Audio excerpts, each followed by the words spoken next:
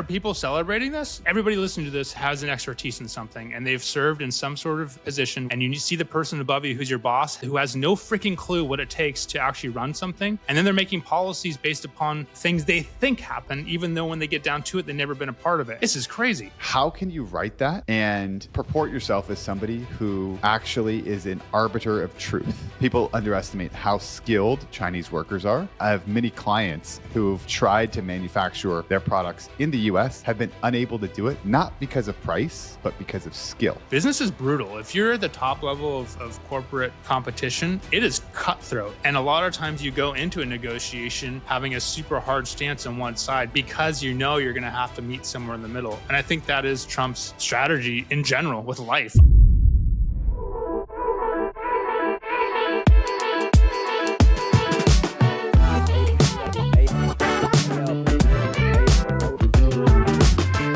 Welcome back to another episode of the Adventure Capitalist Podcast. My name is Austin Bronner. I'm here with my co-host, Cody Shirk. Cody, how you doing? I'm good. I'm good. What day is today? Tuesday. I feel like, I don't know. I'm just feeling great. Markets are great. I feel very positive about the future. Like things are going well. People do not know this, but Cody actually lives at Mar-a-Lago. Yep. He is deep in the White House South.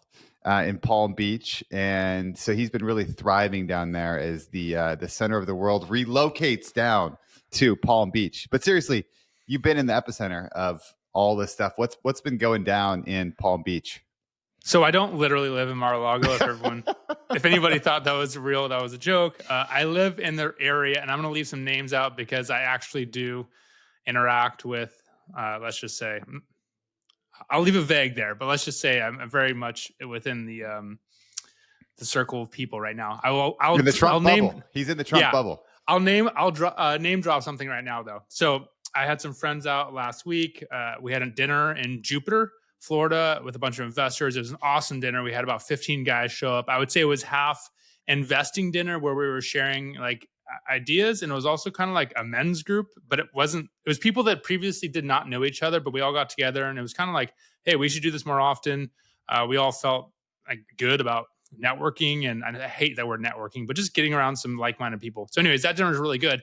Then the next day, my buddies were still in town, and we went down to this hotel in West Palm Beach, and my buddy ran into Lex Friedman, the podcaster, and it ends up he was interviewing Javier Milei, the president of Argentina, in the hotel down there in West Palm Beach. And so going back to the part about being in the right circles, let's just say there's a lot of big name people in this area right now, and it seems like we've been bumping into them daily.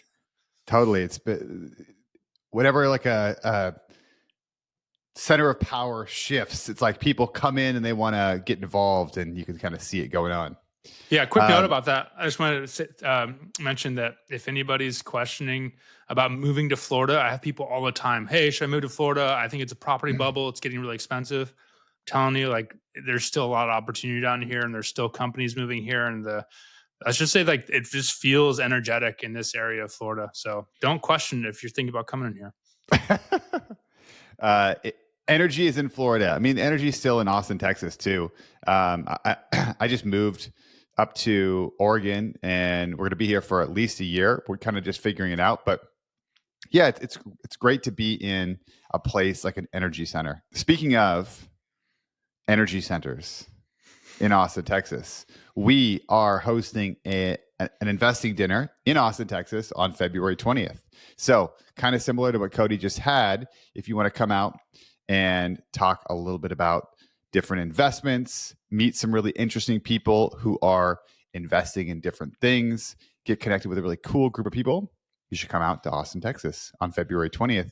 If you want to come, if you're interested, send me an email, austin@adventurecapitalist.com, and I can send you some more details.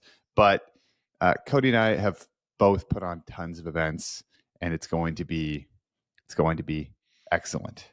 So this is a no pitch dinner. We're not going to pitch anything. We're going to share a lot of interesting, fun stuff, but I don't want people to think like, oh, you're getting there and getting sold a product or something. Not going to happen.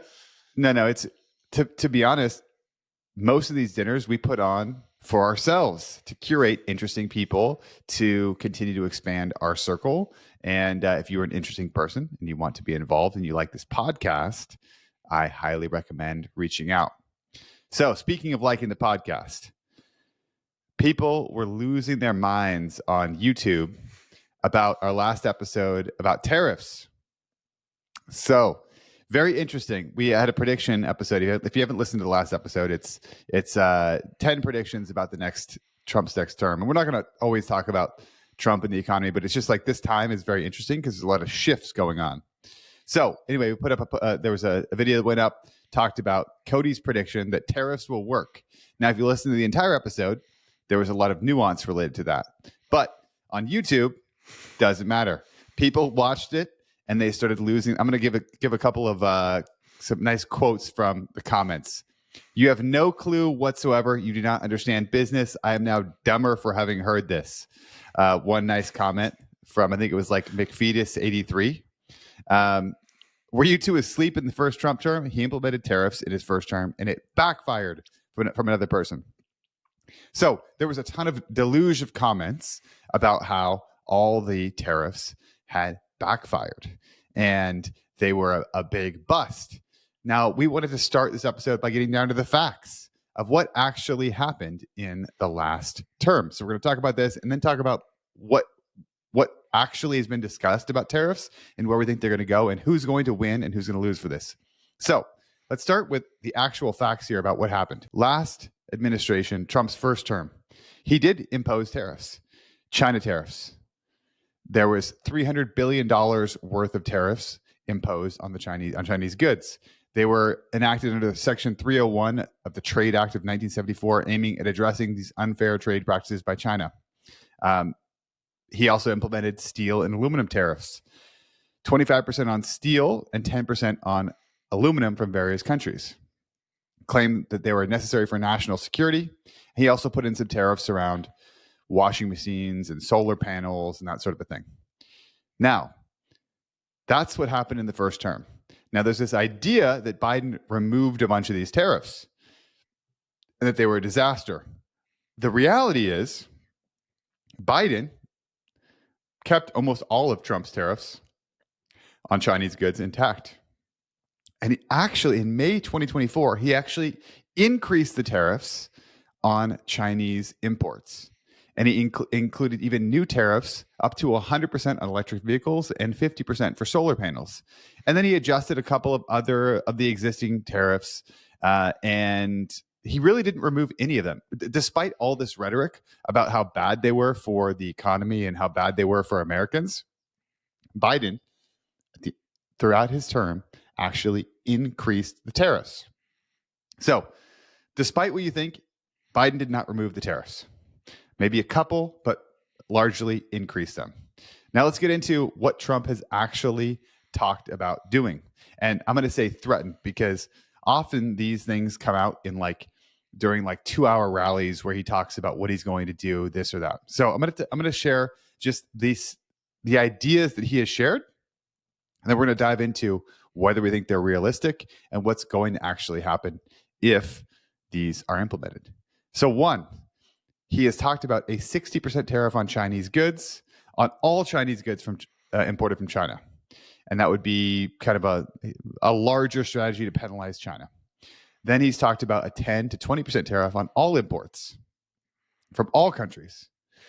A 200% tariff on specific imports. Now, these are mostly targeting specific companies and imported vehicles. He's talked about companies like John Deere. If they stop manufacturing in the U.S. and move to another country, he would impose a tariff on those companies. He's talked about a 100% tariff on Mexican goods, on all goods imported from Mexico, which I think is one of the more drastic ones. And he's also talked about retaliatory tariffs using as leverage on different countries. So first, let's dive in here, Cody.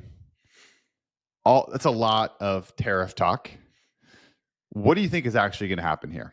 I think it's also important to mention that the reason why we're focusing on this is because it's extremely impactful for investors, not only within the U.S. but outside the U.S. Because the U.S. is, it's the global behemoth in terms of the economy. So if tariffs are going to impact imports and exports, no matter if you're investing in tech or commodities or whatever, there's going to be an impact here. So that's why we want to understand what's going on.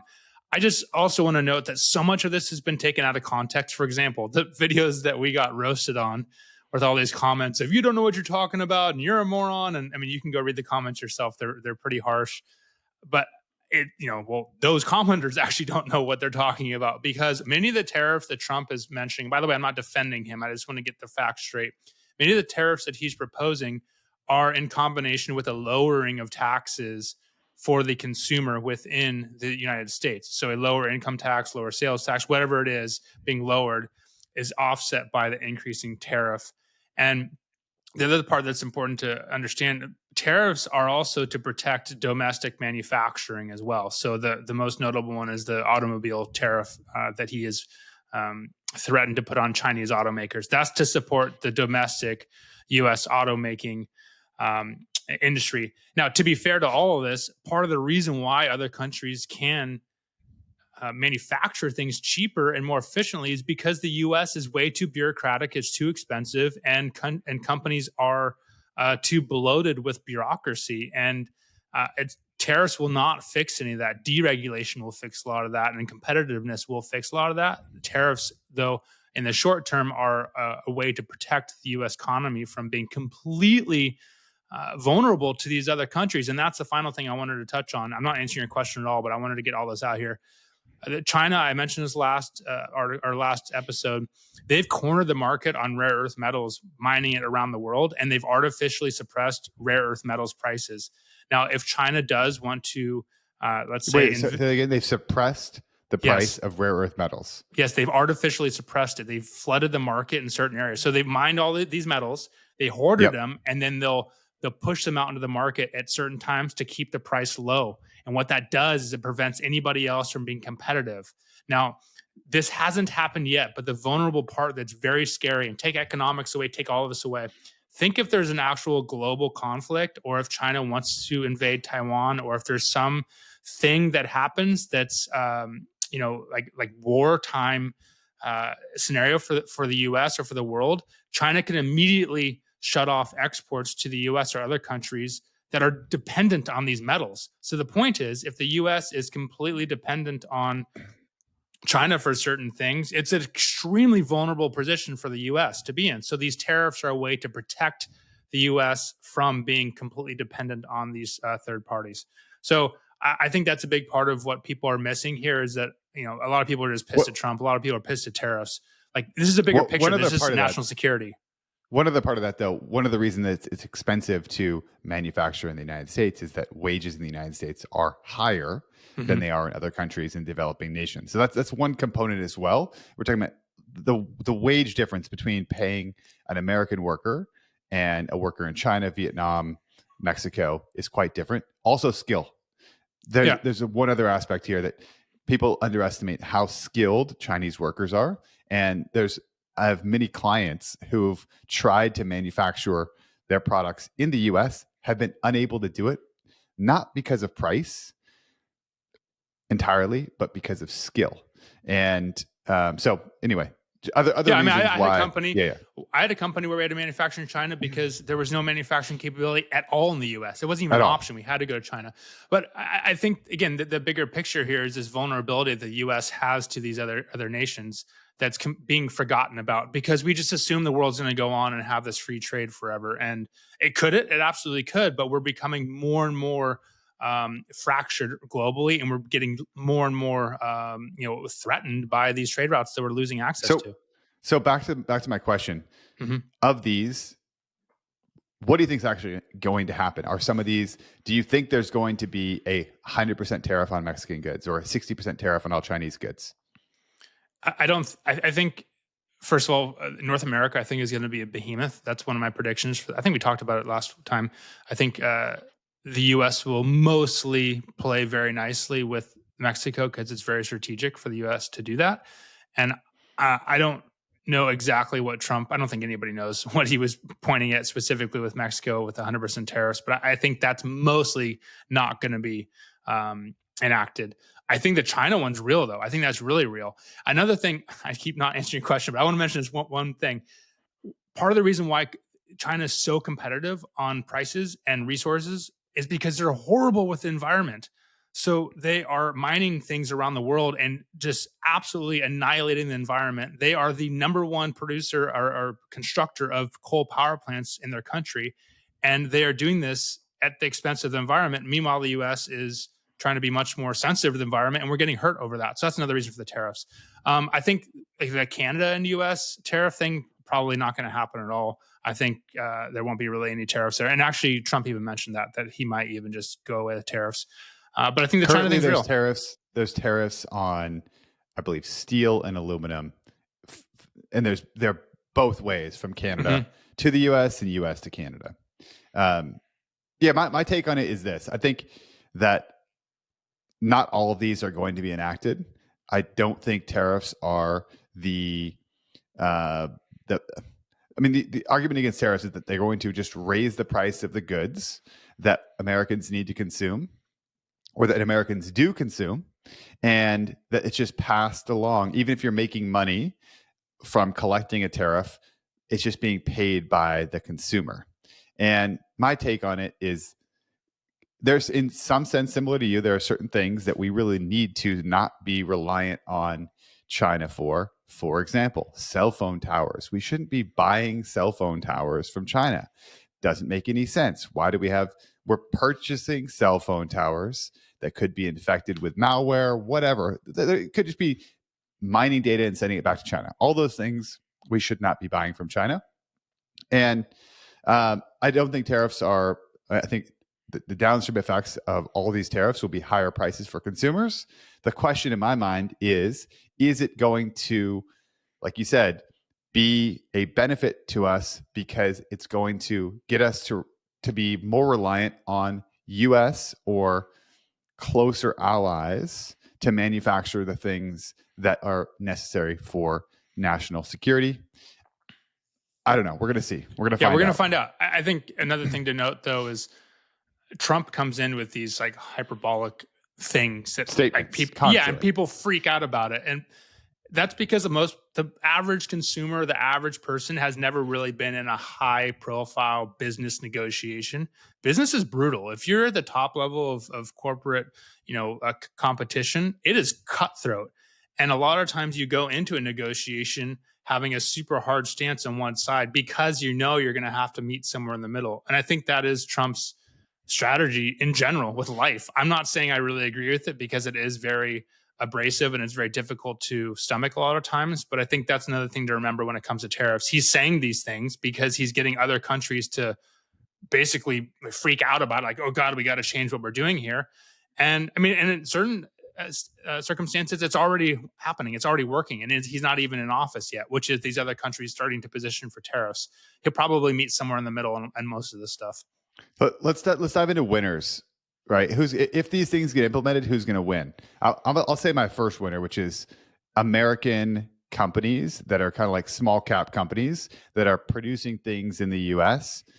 They're going to be winners from this. If you're looking at places to position yourself in accordance to a future with higher tariffs, look at American companies, because they're going to do better if it costs more to manufacture outside of the US. Those are going to be winners. Losers are going to be the companies that, I have clients who are very nervous about this because they run, let's say, a smaller direct to consumer company that manufactures their products outside of the US, for example, in China. Apparel companies, these sorts of things, with a 60% tariff, they're going to have to move to another country and start manufacturing somewhere else. And that's going to be a challenge, or they're going to have to raise prices quite a bit. Any other losers, winners, losers on your end? You said it pretty well. I would add there's another winner, maybe like resources, like mining, and other companies that have been stifled by bureaucracy for the past couple of decades. The reality is the US is an extremely natural resource rich country, but we've had incredibly stringent environmental regulations. Some of it probably for a good reason. The US is a beautiful place, but this has resulted in us going to the international market to purchase resources, whether it's copper, lithium, even lumber to a certain extent. And we're more or less offshoring our own pollution. We're a huge consumer, right? The US is a huge consumer. and we don't really see the environmental damage within our own country because we've offshored it all, and it's almost like, oh For well, sure. so. But if you think we're all in the same world, like we should be really trying to all be responsible here.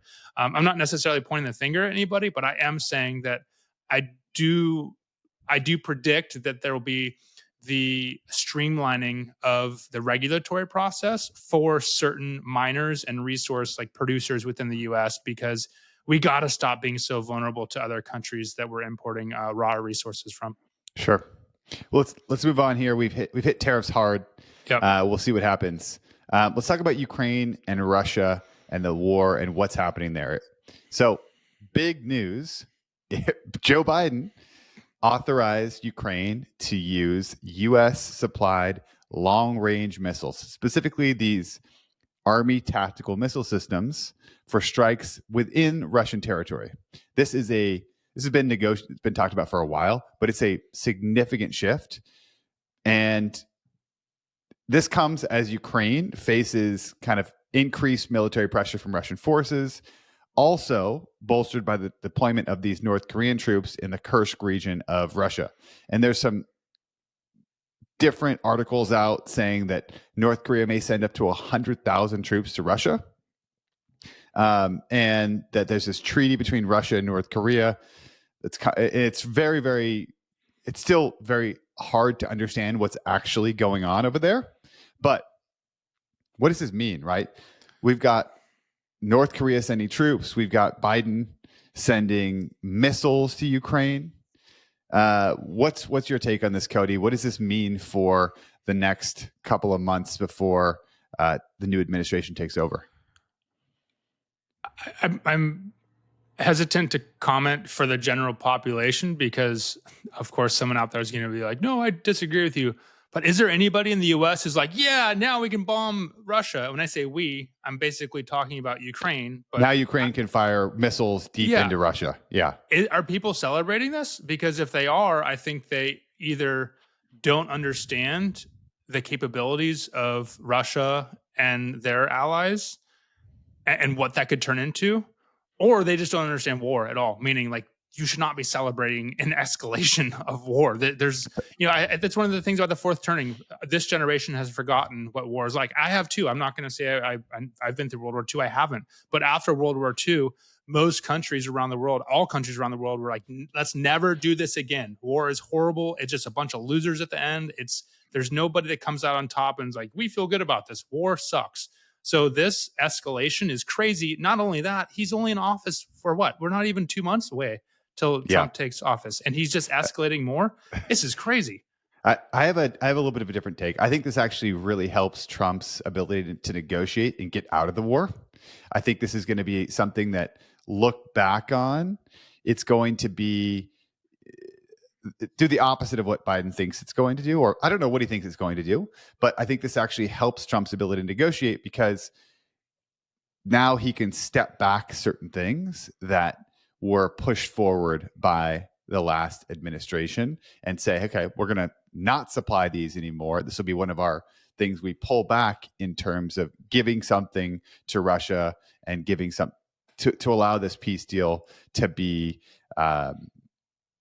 finalized. Also, the other side of it, it's very interesting, is I listened to an excellent podcast with a guy who has basically spent his entire life studying North Korea. And he went to North Korea, lived there for a while, and then he's followed it, and he's like the preeminent North Korean historian. He said one of the main strategies of North Korea is to play off these large powers and try to use what these powers give them to negotiate better aid deals. So his belief is that by aligning with Russia, what that does is it allows them to negotiate with the Chinese to get a better aid deal if they pull back from them.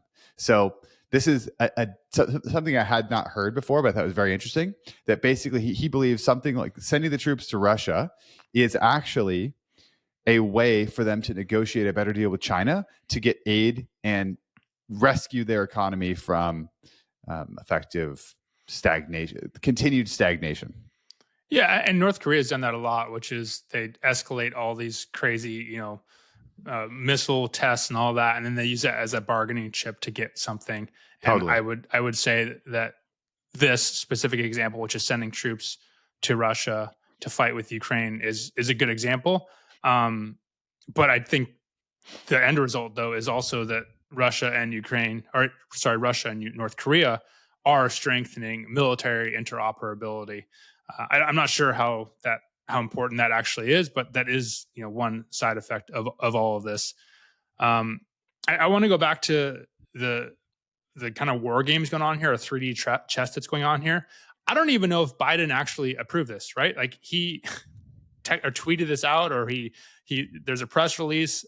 Is that actually him? Is that like his handlers? Who's actually? Yeah. I'm serious. Like, I don't know. is this the deep state trying to like perpetuate this war before Trump gets in there? Is this the deep state trying to crater the economy and leave a worse situation for Trump to deal with? I don't know, but I do think it's interesting.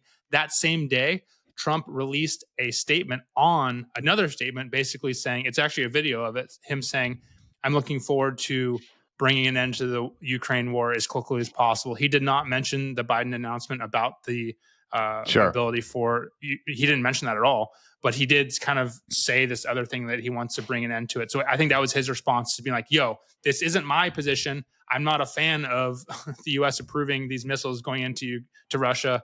In fact, I want to put an end to this. And we'll see what happens over the next, what do we have, like 45, 60 days left before Something he like takes that. Yeah. office? Something like that. Yeah, Well, it's going to be. This kind of transitions well to a very interesting.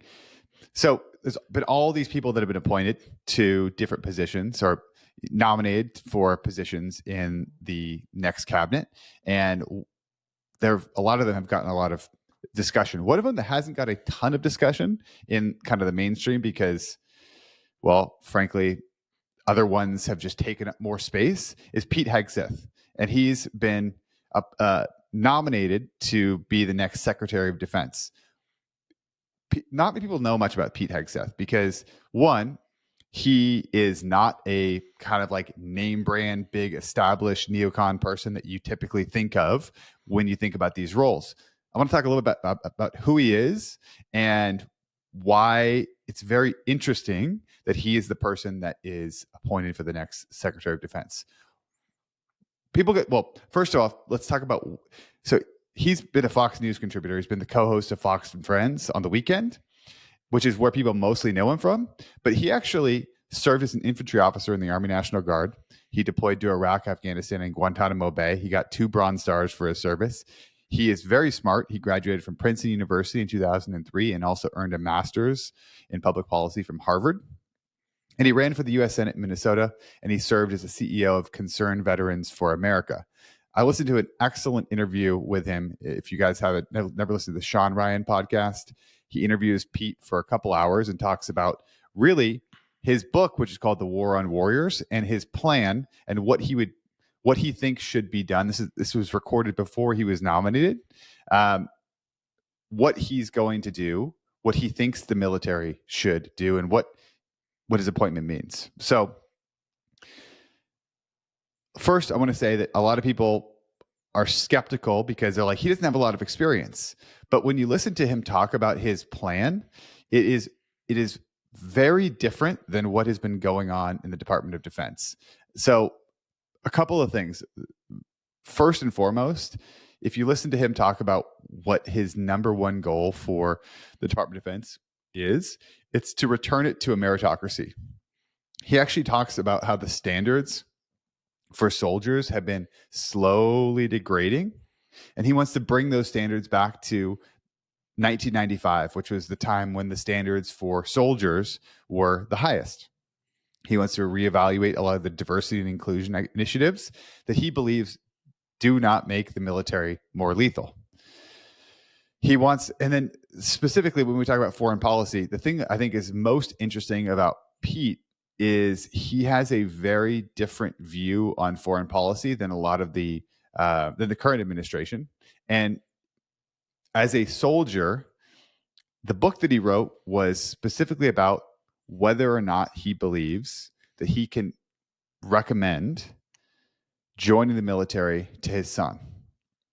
And he he frames a lot of his thinking about his experience in the military, how the military is a family business, and whether or not it's on the right track, and that it's something that he can still recommend to people in his family. And one of the biggest criticisms that he has is that we've been wasteful with our military and with the lives of our young soldiers. And his biggest shift, in my opinion, listening to his discussion, is that he does not want to deploy people unless it is completely necessary. And he's very skeptical of international coalitions and would rather focus on unilateral agreements that focus on America's best interest. So I'm quite bullish on this appointment. What are your thoughts on Pete Hegseth? What have you read about him? How deep have you dove into this?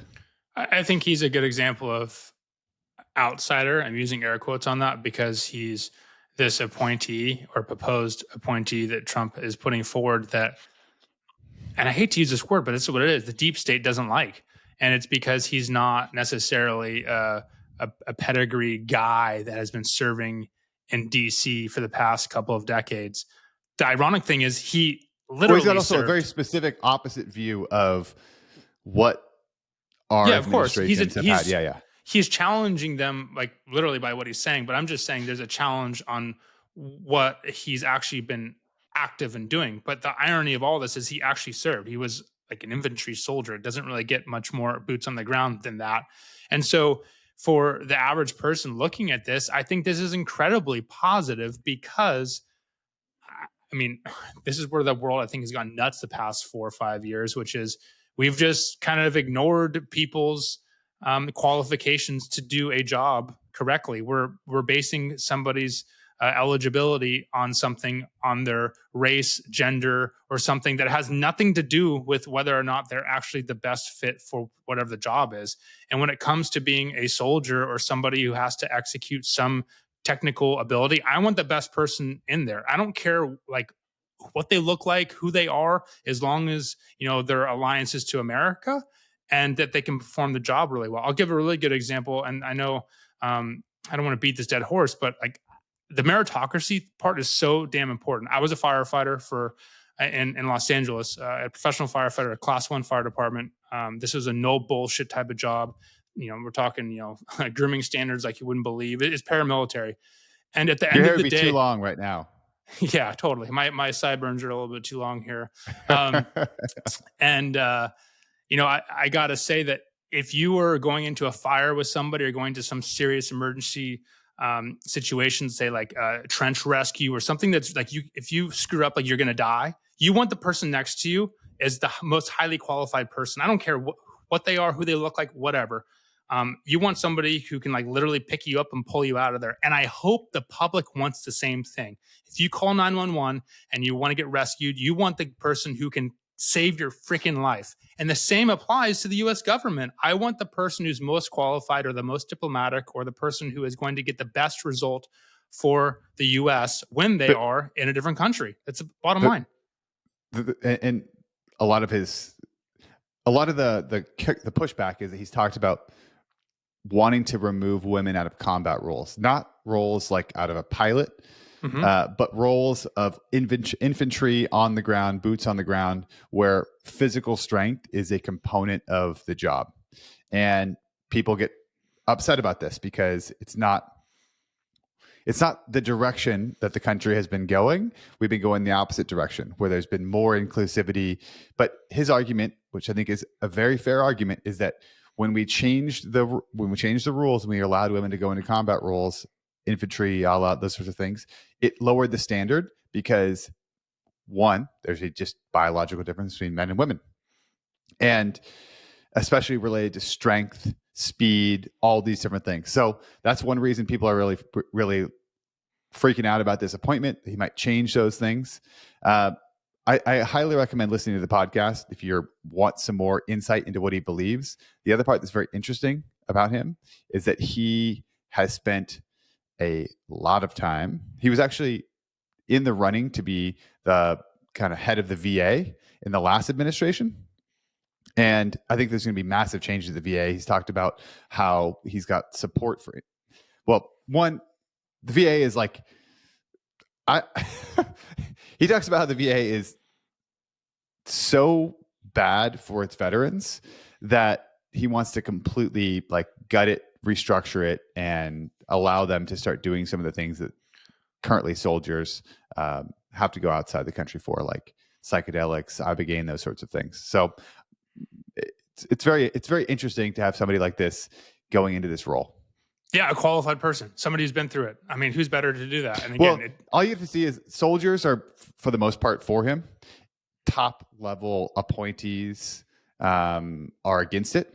And yeah, because they've never done it before. They're just these like whiteboard people that went to university and never have any real world experience and think they know better than everybody because they're elitists in their white ivory tower trying to dictate what the peons should do. And the reality is that's what this Trump election is. It's a reversal of a lot of that stuff. It's a reversal from academics with no real world experience telling people what to do. And then there's an uprising and saying this is bullshit. People that have experience should be leading us. People who have experience in the military. The argument's the opposite, warfare. right? The argument's the opposite. The argument is that he doesn't have experience leading an organization that big, right? And we're going to find out if that's a problem. I think if you're looking at this from a where does the world go, second order consequences, where are the investment opportunities, psychedelic treatment, alternative treatments for veterans, it's going to be continued to be green lighted because this is something this guy believes in. It's something RFK believes in. The new administration is going to push these things forward. I think that's clear in my belief. And I think it's bad for the military industrial complex. I don't think a lot of the defense contractors are happy about his appointment because they are in the business of foreign wars. Yeah, I mean, I think we're talking about two different things here. We got the military industrial complex, which I'm kind of, harping on, but I think the side opportunities. I'm just saying the argument is that what you're saying about him being the most qualified person is the exact argument people are making that he's not the most qualified person because he's never run an organization that big. He's been a Fox and Friends contributor. You know what I mean? I know what you're saying. I'm just saying the people that are saying that are the ones that are the biggest hypocrites. Of course, they're the ones who think that they can run a company. They're the ones that have been sending people to war. Yes. Yeah, that's what I'm saying. They're the ones who haven't been boots on the ground. And again, if everybody listening to this has an expertise in something and they've served in some sort of position, whether it's in a government position or a corporate position, and you see the person above you who's your boss who has no freaking clue what it takes to actually run something, and then they're making policies based upon things they think happen, even though when they get down to it, they've never been a part of it. And that's what I'm getting at, is that these people up high are saying, oh, this guy's never been a manager. This guy's never been a leader. We're talking about a leader. It's the Dick Cheneys. Yeah, put your boots on the ground in a foreign country with bullets flying over your head. Like, that's a freaking leader. But I wanted to touch on what you said, which is like the side opportunities for investors here, like psychedelics. I think that's an easy one to point to. I'll just name some companies: Cybin, MindMed, Atai Life Sciences, and Compass Pathways, 4 publicly traded psychedelics companies. They're not my personal favorite companies as far as the most upside, because those 4 have probably the 4 highest market caps. But if you want some companies to look at that may see a pretty big bump. MindMed specifically had a pretty nice bump the past week. That said, there's some very small micro cap pharma companies. I'm not even calling them pharma companies. They're biotech companies researching psychedelic compounds that are still like in the $10, $20 million market cap. They could see huge explosions in the coming years if you want to gamble on some of them. But I could see a lot of those companies having a lot of success in the next several years. If the tide, I mean, the question that I have in my mind is the tide going to shift over the next 4 years? And are people going to realize, is it going to move from, hey, this is something that has been working for certain people, to the American public deciding that this is something that they want everyone to have access to over the next 4 years? My belief is that veterans are going to lead the way. And when you have somebody who is open to it, that there's really, nobody wants our combat veterans to suffer when they come back from fighting a war. And this is where I think the pathway is very, very interesting for these psychedelics, is that it's going to lead to some breakthroughs. Let's transition here and talk a little bit about the New York Times and some of the fact checking going on in the New York Times. All right. So another appointee that's been getting a ton of, really sucking up the energy of the mainstream media rather than talking about Pete Hegseth is about RFK Jr. And one of the funnier things that happened this week is the New York Times put out 2 articles fact checking claims by Bobby Kennedy. So, first one, so he's talked a lot about how Fruit Loops is an example of a product with too many artificial ingredients, and then he talked about how the Canadian version has a lot fewer artificial ingredients than the U.S. version. So this is a quote from the New York Times. Mr. Kennedy is wrong. The ingredient list is roughly the same between the Canadian version and the U.S. version.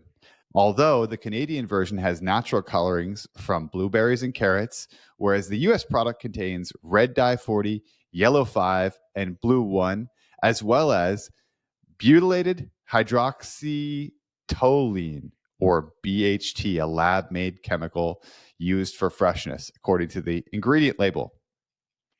I don't know how dumb the New York Times thinks people are, but fact checking him and saying that, they actually don't have, he's wrong, the US Fruit Loops don't have artificial ingredients, and then listing out that blueberries and carrots are the same thing as red dye 40 and yellow 5 and blue 1 is the most insane thing that I've read. I mean, it's just absolutely bonkers. We talked about in the last episode, you've got a kid that plays with your friends who gets dye around his lips and just starts going nuts. There's an actual thing called red dye rage that toddlers get when they have this red dye and they start going nuts. It's a complete, to me, this is just a complete example of the bankruptcy of the New York Times. And it's a lot of media still, and they're just still thrashing all these, appointees that Trump's proposing. And RFK is a perfect example. The guy's been a lifelong Democrat. I feel like no matter what side of the aisle you're on, you got to support things that he stands for. Historically, over the past 20 years, he's been a champion of the environment. He's gotten entangled in all kinds of lawsuits and won a lot of them, done a lot of really great things. And now all of a sudden, and by the way, I don't know what he's going to do in the HHS, what he's been appointed to. I don't know if he's going to be effective. I really don't. But I will say, when I look at the guy, he's fit. He can do more pull-ups than pretty much, whatever, 99% of the population. The guy looks great. And he spent the last decade talking about how to improve our food system. Yeah, like before he became public on the national stage, he's still been running his podcast talking about this. Yeah, but the media is ragging on him for being anti-vax or this or that, or like this article we just showed about getting in the nitty-gritty of the dyes. And I'm like, just look at the dude. He walks his talk. He's healthy. He's fit. Like, that's the type of person we need leading the department of what he's very good at, which is staying fit. And it goes back to the same thing we were just talking about. I want a guy who's got experience in combat to lead a department that, is dealing with combat. I want the same thing with the guy who's healthy and fit. My take on why these media companies are having this reaction is that he's talked about making pharma ads illegal, and 75% of their ad revenue or something like that, something outrageous, comes from pharmaceutical ads. So they're going to do a lot of this, it's like an immune response when they are realizing that a lot of their advertisers might go. And it's crazy because they fact checked him again. They fact checked another thing. They said that because he's talked about seed oils poisoning Americans, and they wrote another fact check article talking about how it's false. The claim that seed oils is harmful to health is false. Decades of research has shown that seed oils are not only safe, but the heart healthy unsaturated fats they contain have been linked to reduced risks for cardiovascular disease. And seed oils are a far better choice for health and solid fat than butter, tallow, and lard. It's the most insane fact checking, and it just makes me sick. It makes me. Anytime I see an article that says fact checked, I just think that there's some elitist piece of shit that it thinks that their opinion or their fact-based evidence of what their belief system is aligned with is better than everyone else's, and they got to put that fact check like logo on the article. I'm just like, you know what? I already know this has a spin on it, and that they had to somehow prove that their opinion is better than somebody else's. So this whole fact checking thing is horseshit. Yes, but it's like my question in this is, how can you write that and purport yourself as somebody who actually is an arbiter of truth? And it's so clear that both the articles that the New York Times wrote, they have such an agenda that they're willing to just compromise the entire platform of the New York Times. Because if you read that, you start questioning everything else that they write. 100%. That's what I'm saying. You see sad. a fact check, whatever stamp on any of these articles, and they all are in these mainstream media outlets. A medium like, this is BS. This is an attempt that they're gasping for air. They know that their whole entire charade is going under and that they're losing control of the narrative. And you've got these people writing these articles that are trying to be soldiers of whatever narrative they're trying to push. And they're just getting, they're hypocrites. They're gaslighting themselves. What's the point of like standing for seed oils? I don't understand. Just to take the opposite side of this new wave of energy that they disagree with, but they don't even know why they disagree with it. They disagree with it because supposedly it threatens, their lifestyle, or threatens who they think should be in office. When in reality, the person who was in office before is probably bad for their health. I mean, look at the previous health, deputies. We're all time like lows. Obese. It's horrible. It's disgusting. Yeah, and so I think this is going to just continue, where you have these people holding on to this narrative that they don't even know what they're standing up for, and they're going to look more and more ridiculous. And the best way to realize this is go on YouTube and look at live feeds. Like, you can see the numbers of the audience. Look at CNN. Look at CNBC. Look at even places like Bloomberg or New York Times. You can see how many people are watching, and then go to like a right wing or some sort of fringe person or somebody live on X. Or live on X. And their numbers literally have a zero on the end of them compared to these mainstream media outlets. And it goes to show that, people generally are craving authenticity, right? They want to hear stories and reporting that has an authentic report. I mean, there's no spin on it. But also people, like you said, they've been jaded against, or not jaded, they've just been burned so many times by trying to listen to these supposed authorities when really they're completely inaccurate. You just end up being wrong. And it's fascinating to just watch in action people sharing things that you can objectively. It just doesn't map out. Like, obviously, coloring with blueberries and carrots is better than artificial dyes, and it doesn't. You don't have to be a scientist to to come to that conclusion. Let's move on. I want to talk about markets and crypto, because holy shit, crypto has been absolutely ripping. It's been a wild time. We've talked about it on the last episode, on the previous episode. There's massive euphoria. Bitcoin's been kind of chopping around 90K. SUI. SUI. Sweet. Huge gains. I think we talked about it. You talked about it months ago when it was like at a $1.60, $1.70. It's at 360 now. It's been one of the massive gainers. Where do you think it goes from here? So are you low? Are you just backing up the truck and buying more? I have an alarming amount of my net worth in crypto right now. I'll just say that. When I say alarming, in SUI, and all of What's your percentage breakdown? Like, if you were to break it down between the big L1s and like Bitcoin, SUI, Ethereum, how do you think about your portfolio right now? So as a Bitcoin maxi, and for anybody listening who doesn't know what that is, a maxi is someone who, but only believes in Bitcoin. I tend to lean that way, which I guess it doesn't mean I'm a maxi if I'm involved in other things, but I tend to believe that Bitcoin is ultimately the wealth preserver. But I do think that the market, meaning the crypto market, is still young and let's say early enough that there's room for outsized gains in other technologies.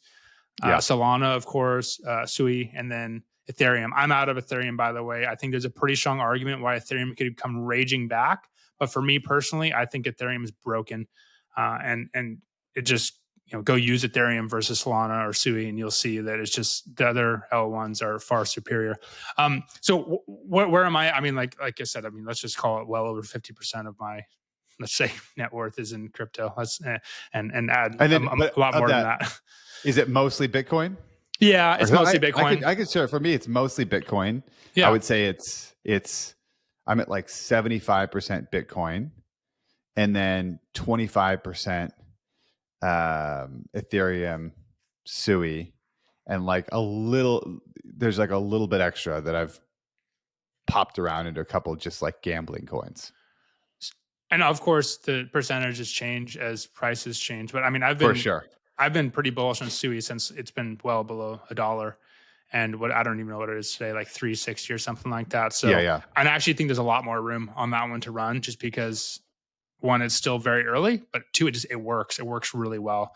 And for people listening to this that don't use crypto and are going, glazed eyes thinking, oh God, crypto, just go set up your Coinbase account and get a weekly dollar cost average purchase of Bitcoin. It can be $5, can be $10. Just please, I've been saying this since 2017 to people. Just start now. Just start. Just a little bit. This is coming. Well, it's here, and we're still super early. So we're still super early, and I don't think people have been understand how bullish this new administration is on Coinbase. There was a article from the Wall Street Journal that Trump is meeting with the Coinbase CEO, Brian Armstrong, to discuss his cabinet appointments and to talk about who's the best person to be put in charge of all the cabinet appointments that are going to be related to cryptocurrency. Not only that, but many of the people that have been put into these roles are holders of Bitcoin. RFK, RFK. He said he put most of his wealth in Bitcoin. I think most of his wealth. That guy's. It's the Kennedys. Come on. I don't know how wealthy he is, but it's probably a meaningful amount. A meaningful amount. You also talk about JD Vance, vice president, longtime crypto proponent, Elon. You talk about Vivek, also interested.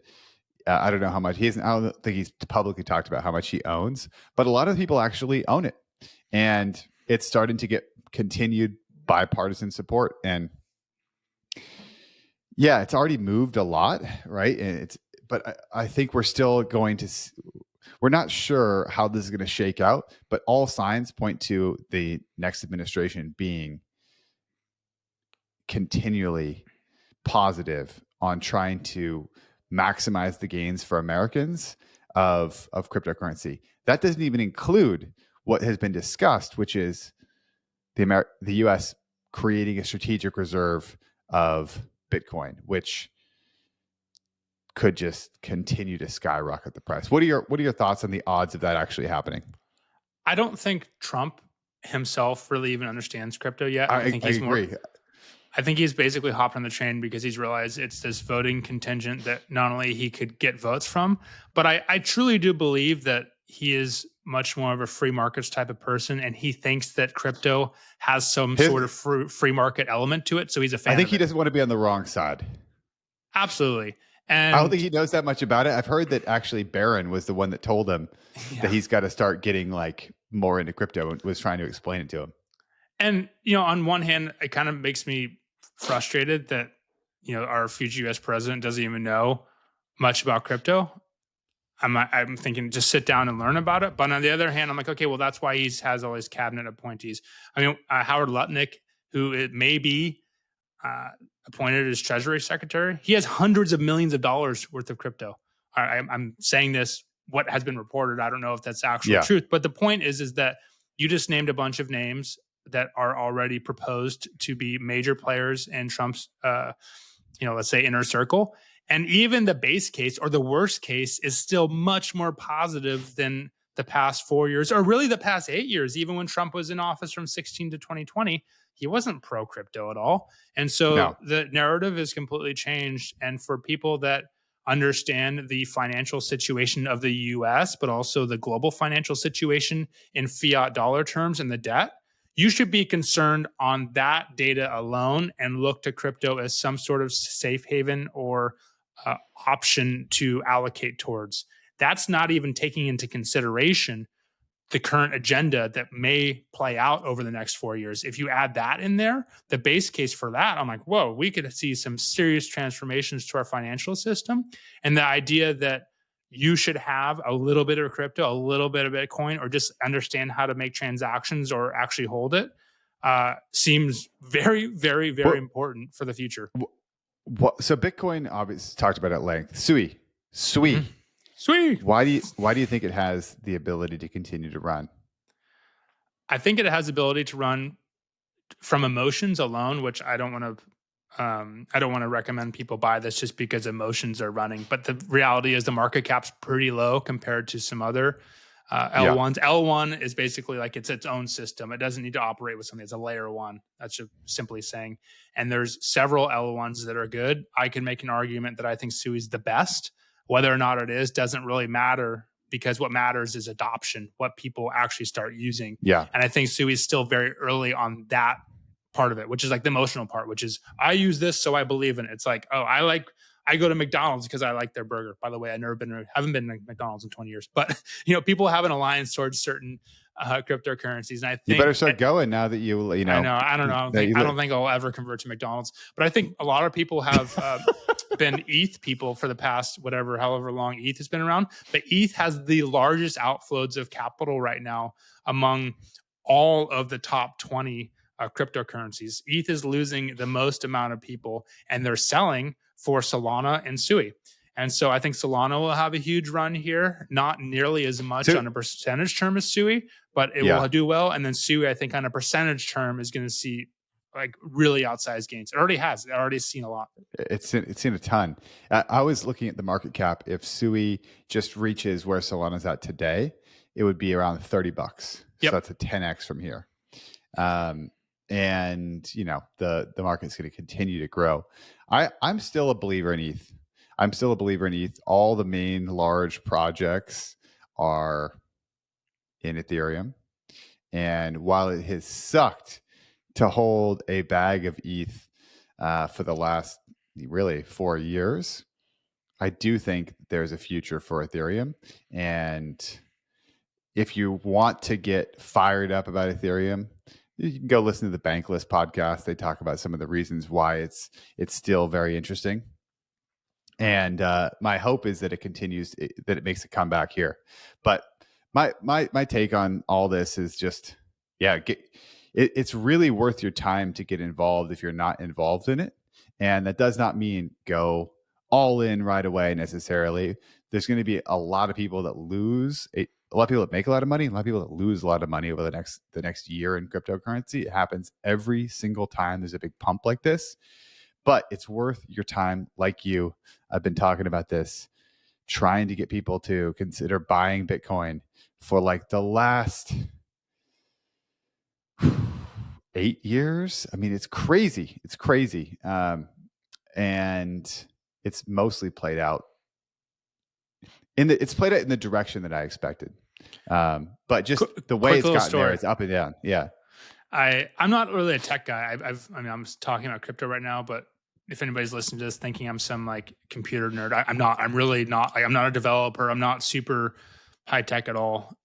But last week when I had that dinner here in Jupiter with all my buddies, I always tell people to pay for their own dinner. You pay me that way. Like, there's not this weird understanding that I'm like pitching something at dinner. Hey, you pay your way at the dinner. Anyways, I said, hey, people, you can Venmo me or PayPal me or whatever. And a couple guys were like, hey, I don't have Venmo or I don't have PayPal. And two of them paid me with USDC. Great. Via Coinbase. And these other guys were just kind of like average investors in the sense that they're not crypto people at all. They just have like a small Coinbase account. And it was the first time someone's paid me in crypto, USDC. And just to pay me back for dinner, And I think that's going to be becoming more and more common. So stablecoin is going to be incredibly common. Oh yeah, you can get 4 or 5% right now just on Coinbase, just by holding stablecoins. That's a really good recommendation, actually. I don't know what traditional money markets are at right now, like probably 4.5% ish. And they lock you up. I mean, you can probably get liquidity in a day. Like you sell, you can get out 24 hours Yeah. later. Coinbase right now, you hold USDC, it's at 4.9%, 95%. So let's just call it 5% With yield. complete liquidity. Complete liquidity, instantaneous liquidity. And you can send anywhere from that same amount that you're holding, meaning you don't have to sell and then send. You can just send straight from it, and it just automatically is providing yield based on your USDC holdings. And USDC, for anyone who doesn't know, is pegged to the US dollar, and it's backed up by actual dollars. So it's not like make believe money. It actually has money to support what it is. It's not going anywhere.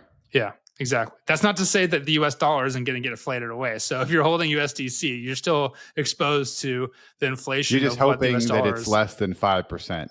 yeah.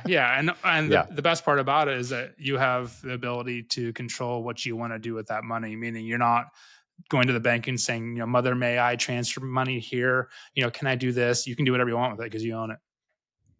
I love it. Awesome episode. If you are one of our new listeners, or you've listened to more than one episodes, please, the best thing you can do to support the show is open up your phone and write us a review on Apple Podcasts, on Spotify. We are trying to grow the show. Go check us out. If you listen to the episode on, your phone or something like that, go check out YouTube, subscribe. That is the best way to support us. We love that you're here with us every single week. We try to bring in interesting information, ideas. I'd love to hear from you. So write us that review. See you on the next episode. See you guys.